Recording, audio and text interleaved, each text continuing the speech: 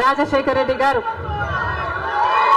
Doctor YS Rajasekhara Reddy గారు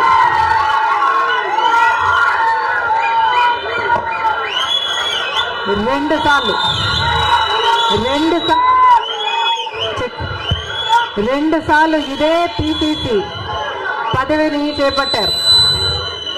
మళ్ళీ 2 సార్లు రాజశేఖర రెడ్డి గారు ముఖ్యమంత్రిగా గెలిచారు. అదే పిసిసి పదవిని, అంతటి బాధ్యతని రాజశేఖర రెడ్డి బిడ్డను నమ్మి వైఎస్ షర్మిలకు కాంగ్రెస్ పార్టీ, సోనియా గాంధీ గారు, రాహుల్ గాంధీ గారు, ఖార్గే గారు, కాంగ్రెస్ పార్టీ పెద్దలందరూ నన్ను నమ్మి ఈ బాధ్యతనివ్వడం రాజశేఖర రెడ్డి బిడ్డకు గర్వకారణం. మరొక్కసారి చేతులు జోడించి ఇంత బాధ్యతను, ఇంత నమ్మకాన్ని నా మీద ఉంచినందుకు మరొక్కసారి కృతజ్ఞతలు చెప్పుకుంటుంది రాజశేఖర రెడ్డి బిడ్డ. ఆంధ్ర రాష్ట్రానికి చెందిన ఇంతమంది నాయకులు, ఆంధ్ర రాష్ట్రానికి చెందిన ఇంతమంది కాంగ్రెస్ నాయకులు, కాంగ్రెస్ నమ్మకస్తులు,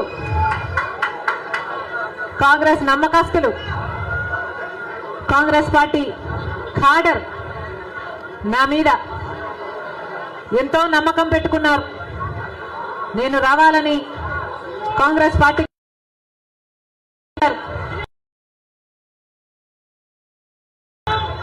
వాళ్ళందరికీ మరొకసారి రాజశేఖర రెడ్డి బిడ్డ శిరస్సు వంచి చేతులు జోడించి మనస్ఫూర్తిగా నమస్కరించుకుంటోంది.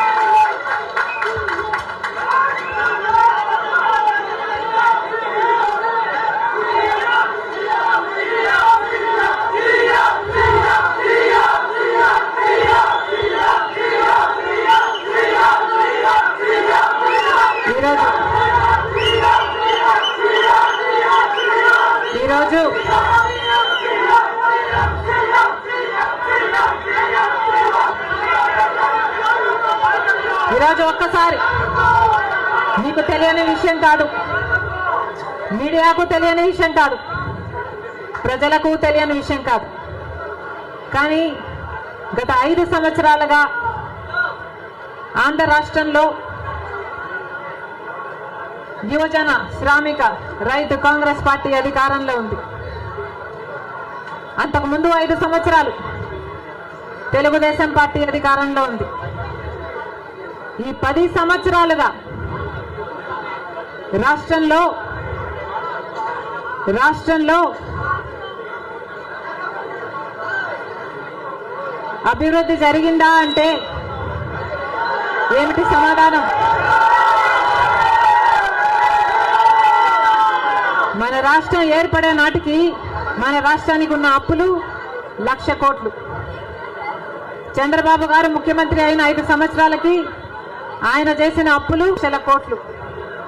ఆ తర్వాత వైసీపీ ముఖ్యమంత్రి జగన్ రెడ్డి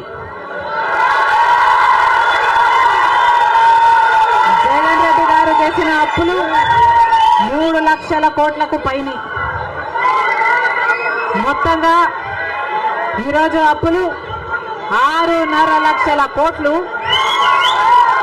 రాష్ట్రానికి చెందిన అప్పులు, కార్పొరేషన్లకు చెందిన లోన్లు, చెల్లించాల్సినవన్నీ కలుపుకుంటే 10 లక్షల కోట్ల అప్పుల భారం ఆంధ్ర రాష్ట్రం మీద ఉంది.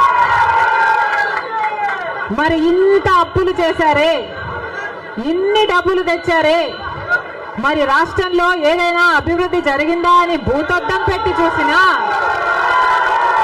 ఎక్కడా కనిపించదు.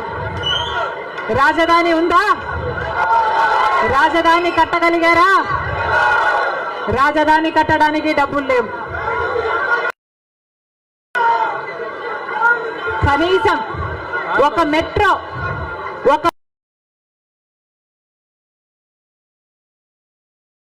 అయినా ఉందా? ఆంధ్ర రాష్ట్రంలో ఒక్క మెట్రో అయినా ఉందా? విజయవాడలో కనీసం ఒక్క మెట్రో అయినా ఉందా? ఎక్కడా లేదు, కనిపించదు. 10 సంవత్సరాలలో కనీసం 10 కొత్త పరిశ్రమలైనా వచ్చినాయా? రాలేదు. పరిశ్రమలు వస్తే మన బిడ్డలకు ఉద్యోగాలు వచ్చేవి. వచ్చినాయా మన బిడ్డలకు ఉద్యోగాలు? రాలేదు. కనీసం రోడ్లు వేసుకోవడానికి కూడా డబ్బులు లేవు ఆంధ్ర రాష్ట్రంలో. కనీసం ప్రభుత్వ ఉద్యోగస్తులకు జీతాలైనా సమయానికి ఇస్తున్నారా? దానికైనా డబ్బులున్నాయా? దానికి కూడా డబ్బులు లేవు. దేనికి డబ్బులు లేవు. అభివృద్ధి జరగలేదు. కానీ దళితుల మీద జరిగే దాడులు మాత్రం 100కు 100% పెరిగాయి. ఎక్కడ చూసినా ఇసుక మాఫియా, ఎక్కడ చూసినా లిక్కర్ మాఫియా, ఎక్కడ చూసినా మైనింగ్ మాఫియా, ఎక్కడ చూసినా దోచుకోవడం, దాచుకోవడం. ఇంతకంటే ఏం జరిగింది? 10 సంవత్సరాలు అయింది మన రాష్ట్రం ఏర్పడి. స్పెషల్ స్టేటస్ గురించి, స్పెషల్ స్టేటస్ వస్తే మన రాష్ట్రానికి స్పెషల్ స్టేటస్ వస్తే, ఆంధ్ర రాష్ట్రానికి స్పెషల్ స్టేటస్ వస్తే ట్యాక్స్ రిడక్షన్స్ వస్తాయి, రాయితీలు, ఇన్సెంటివ్స్ వస్తాయి, పరిశ్రమలు వస్తాయి. పరిశ్రమలు వస్తే మన బిడ్డలకు ఉద్యోగాలు వస్తాయి. కానీ 10 సంవత్సరాలైనా స్పెషల్ స్టేటస్ మాత్రం ఆంధ్ర రాష్ట్రానికి రాలేదు. రాలేదు అనడం కంటే పాలకులు తేలేకపోయారు అనడము కరెక్ట్. ఉత్తరాఖండ్ లో స్పెషల్ స్టేటస్ వస్తే 2000 కోట్ల పరిశ్రమల స్థాపన జరిగింది. దాంతో ఉద్యోగ అవకాశాలు 500% పెరిగాయి. హిమాచల్ ప్రదేశ్ లో స్పెషల్ స్టేటస్ వాళ్ళకి ఇస్తే 10,000 పరిశ్రమల స్థాపన జరిగాయి. మరి మనకుందా స్పెషల్ స్టేటస్? ఎందుకు లేదు స్పెషల్ స్టేటస్? ఎందుకంటే పాలకులు స్పెషల్ స్టేటస్ తేవడంలో విఫలమయ్యారు, వాళ్ళకు చేత కాలేదు కాబట్టి. కాంగ్రెస్ పార్టీ ఆ రోజు స్పెషల్ స్టేటస్ 5 సంవత్సరాల కోసం ఇవ్వాలి అంటే బీజేపీ పార్టీ ఏమంది? 10 సంవత్సరాలు ఇవ్వాలి అని ఎలక్షన్లలో ఊదరగొట్టారు. 10 సంవత్సరాలు ఇస్తాము మేము అధికారంలోకి వస్తే అని. ఇక చంద్రబాబు గారు అయితే 15 సంవత్సరాలు మాకు స్పెషల్ స్టేటస్ కావాలి అని కొట్లాడాడు. ఇదే చెప్పాడు, 15 సంవత్సరాలు స్పెషల్ స్టేటస్ కావాలి, అందుకే నేను బీజేపీ పార్టీతో పొత్తు పెట్టుకుంటున్నా అని బీజేపీ పార్టీతో పొత్తు పెట్టుకున్నాడు. వాళ్ళ మంత్రివర్గంలో కేంద్ర మంత్రులు కూడా అయ్యారు టీడీపీ నాయకులు. ముఖ్యమంత్రి అయిన తర్వాత స్పెషల్ స్టేటస్ కోసం చంద్రబాబు గారు ఎప్పుడైనా ఒక్కటైనా నిజమైన ఉద్యమం చేశారా అంటే చేయలేదు. చేయకపోక ఉద్యమం చేసే వాళ్ళ మీద కేసులు పెట్టారు, వాళ్ళను జైల్లో కూడా పెట్టాడు చంద్రబాబు గారు. ఆ సమయంలో ప్రతిపక్ష నాయకుడు జగన్ రెడ్డి గారు ప్రతిపక్ష నాయకుడుగా ఉన్నంత కాలం స్పెషల్ స్టేటస్ మనకు రావాలి అని ప్రతిరోజు కొట్లాడాడు. నిరాహార దీక్షలు కూడా చేశారు. ప్రతిపక్షంలో ఉండగా అవిశ్వాస తీర్మానం, ప్రతిపక్షంలో ఉండగా ఏమా ప్రభుత్వం వాళ్ళు ఎవరైనా ఉన్నారు ఇక్కడ? ప్రతిపక్షంలో ఉండగా జగన్ రెడ్డి గారు చెప్పిన మాట, మేము అవిశ్వాస తీర్మానం ప్రవేశపెడతాము, తెలుగుదేశం పార్టీ ఎంపీలు అందరూ కూడా మద్దతు ఇవ్వండి, మూకుమ్మడి రాజీనామాలు చేస్తే స్పెషల్ స్టేటస్ ఎందుకు రాదో చూస్తారన్నాడు జగన్ రెడ్డి. ఆఖరికి జగన్ రెడ్డి గారు ముఖ్యమంత్రి అయిన తర్వాత ఒక్కటైనా నిజమైన ఉద్యమం చేశాడా స్పెషల్ స్టేటస్ కోసం? స్వలాభం కోసం రాష్ట్ర ప్రయోజనాలను తాకట్టు పెట్టింది వైసీపీ. ఈరోజు మనకు స్పెషల్ స్టేటస్ లేదు కదా, కనీసం ఒక ప్యాకేజ్ కూడా లేదు. ఉన్న ప్రభుత్వమైనా ప్రతిపక్షమైనా ఒక్కటంటే ఒక్క నిజమైన ఉద్యమం చేసింది లేదు. ఈరోజు మనకు స్పెషల్ స్టేటస్ లేదు అంటే ఆ పాపం ముమ్మాటికి చంద్రబాబు గారిది, ముమ్మాటికి జగన్ రెడ్డి గారిది. స్వలాభం కోసం ఇద్దరు ప్రజల ప్రయోజనాలను తాకట్టు పెట్టారు. టీడీపీ అంతే, వైసీపీ అంతే, దొందే. అమరావతి రాజధాని అమరావతి అన్నాడు చంద్రబాబు గారు. సింగపూర్ను చేస్తానన్నాడు. 3D గ్రాఫిక్స్ మొత్తం గుర్తుందా? 3D గ్రాఫిక్స్ చూపించాడు చంద్రబాబు గారు. పోనీ అమరావతి రాజధాని అయిందా అంటే అది కాలేదు. జగన్ రెడ్డి గారు వచ్చారు. ఒకటి కాదు 3 రాజధానిలు అన్నారు. పోనీ 3 రాజధానిలు అయ్యాయా అంటే ఒక్కటి కూడా లేదు. ఈరోజు మనకు రాజధాని ఏది అంటే ఏదో మనకే అర్థం కాని పరిస్థితి. ఒకటైనా ఉందా అంటే ఏదీ లేదు, ఒక్కటి కూడా లేదు. మరి ఏమి సాధించుకున్నట్టు?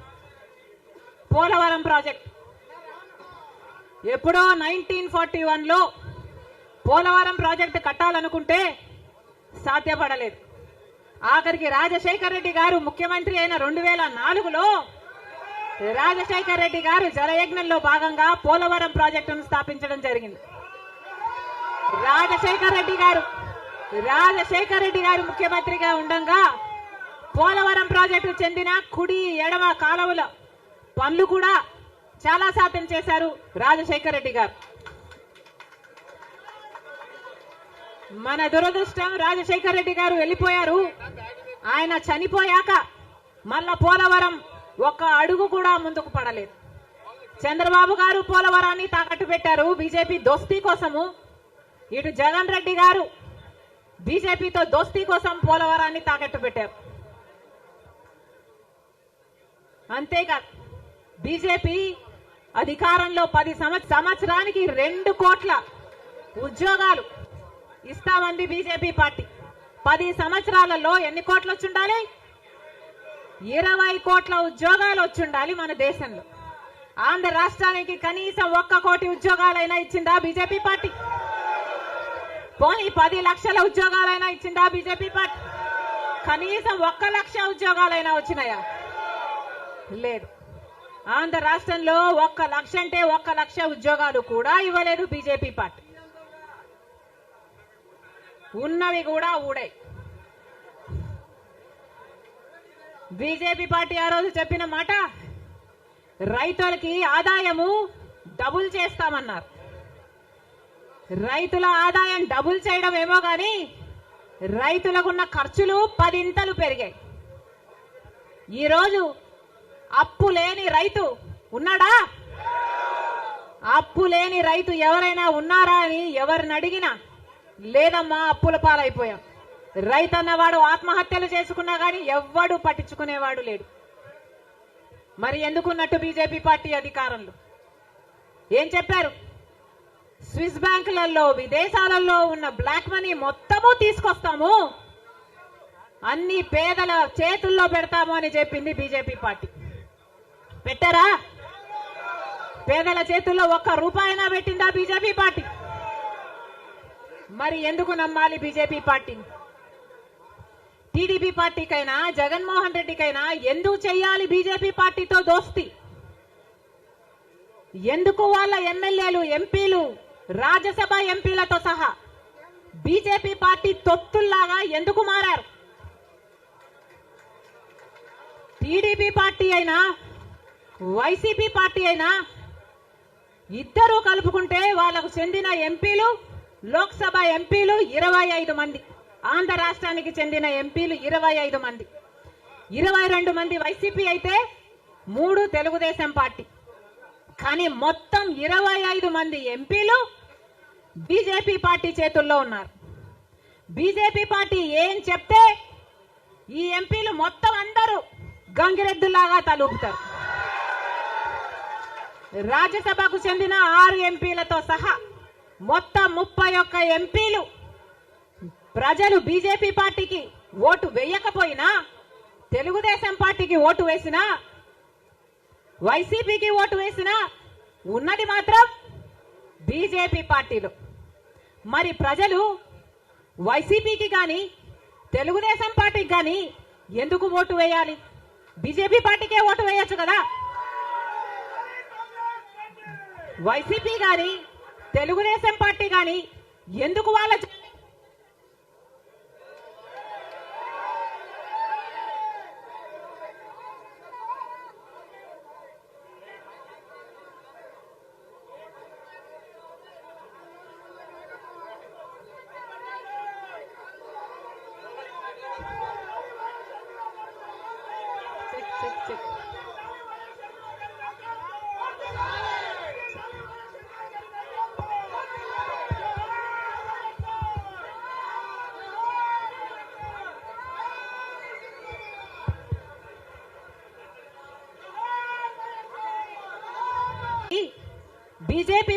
అమ్ముడు పోవడానికి వైసీపీ పార్టీ నుంచి ఎందుకు పోటీ నిలబెట్టారు?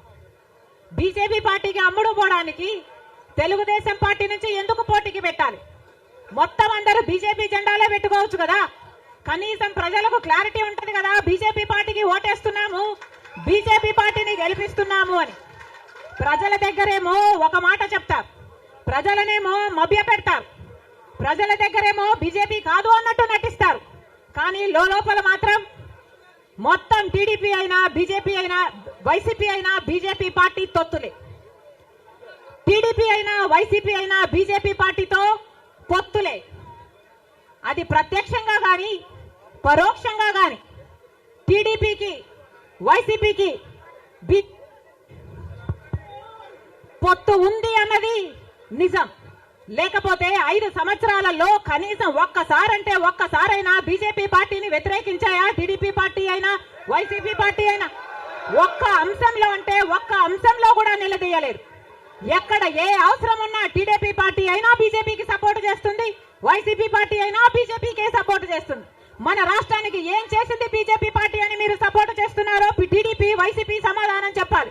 మనకు స్పెషల్ స్టేటస్ ఇచ్చుంటే మీరు సపోర్ట్ చేయండి, ప్రజలు కూడా సపోర్ట్ చేస్తారు. మనకు పోలవరం జాతీయ ప్రాజెక్టు చేసి 90% నిధులు ఇస్తామన్న మాట నిలబెట్టుకుని ఉంటే మీరు బీజేపీ పార్టీకి సపోర్ట్ చేయండి, ప్రజలు కూడా హర్షిస్తారు. ఒకవేళ మనకు రాజధాని కట్టడానికి నిధులు ఇచ్చుంటే టీడీపీ పార్టీ అయినా వైసీపీ పార్టీ అయినా బీజేపీ పార్టీకి మీరు మద్దతు ఇవ్వండి, ప్రజలు కూడా హర్షిస్తారు. 2 కోట్ల ఉద్యోగాలలో మన బిడ్డలకు ఉద్యోగాలు ఇవ్వలేదు, మన రైతుల్ని పట్టించుకోలేదు, మనకు స్పెషల్ స్టేటస్ లేదు. మనకు ఏ మాత్రం పట్టించుకోని పార్టీకి వైసీపీ అయినా టీడీపీ పార్టీ అయినా ఎందుకు మద్దతు ఇస్తున్నారో ప్రజలకు సమాధానం చెప్పాలి. ఆఖరికి మణిపూర్ లో ఎంతమంది క్రైస్తవులను 2,000 చర్చిలను ధ్వంసం చేసిన 60,000 క్రైస్తవులని నిర్వాసితులను చేసిన కనీసం అప్పుడు కూడా జగన్ రెడ్డి గారు క్రైస్తవుడు అయ్యుండి కూడా ఒక్కసారి కూడా మణిపూర్ ఘటన మీదే మాట్లాడలేదు. మరి క్రైస్తవుల కడుపు మండిపోదా? క్రైస్తవులకు మనసు లేదా? క్రైస్తవులు మనుషులు కారా?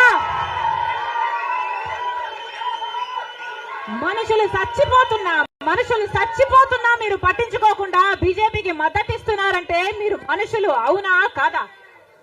టీడీపీ పార్టీ జగన్ రెడ్డి గారు చంద్రబాబు గారు సమాధానం చెప్పాలి, ప్రజలకు సమాధానం చెప్పాలి. మళ్ళీ చెప్తున్నాం, ఆంధ్ర రాష్ట్రంలో ప్రజల అందరినీ హెచ్చరిస్తున్నాం. బీజేపీ పార్టీకి టీడీపీ పార్టీకి వైసీపీ పార్టీకి పొత్తులు ఉన్నాయి. అవి మన కంటికి కనిపించినా కనిపించకపోయినా పొత్తులు ఉన్నాయి.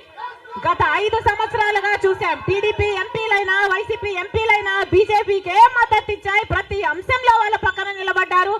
ఆఖరికి మణిపూర్ అంశంతో సహా బీజేపీ పార్టీకి తెలుగుదేశం పార్టీ వైసీపీ పార్టీ మద్దతు ఇచ్చిన మాట వాస్తవం.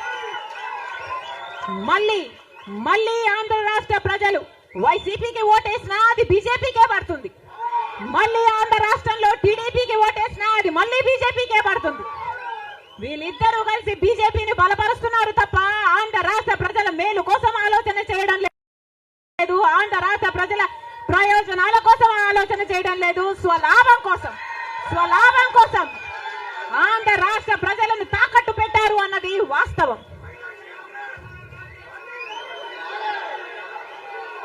మళ్ళీ చెప్తున్నాం, రాజశేఖర్ రెడ్డి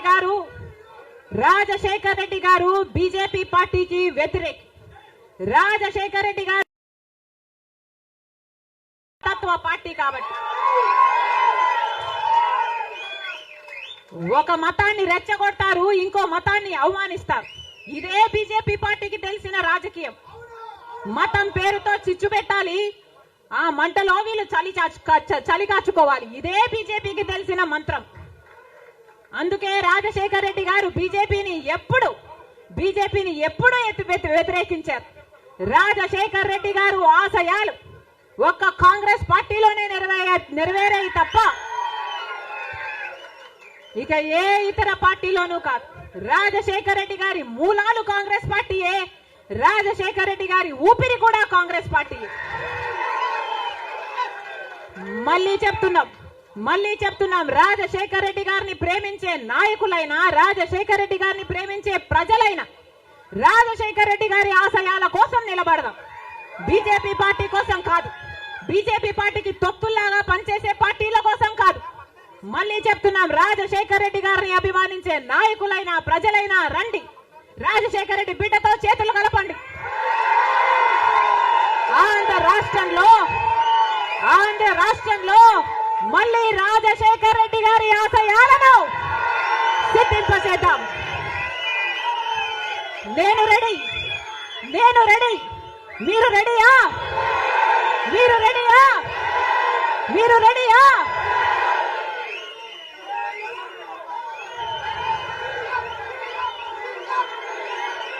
జోహార్ వైఎస్ఆర్. రాహుల్ గాంధీ నాయకత్వం వర్ధిల్లాలి.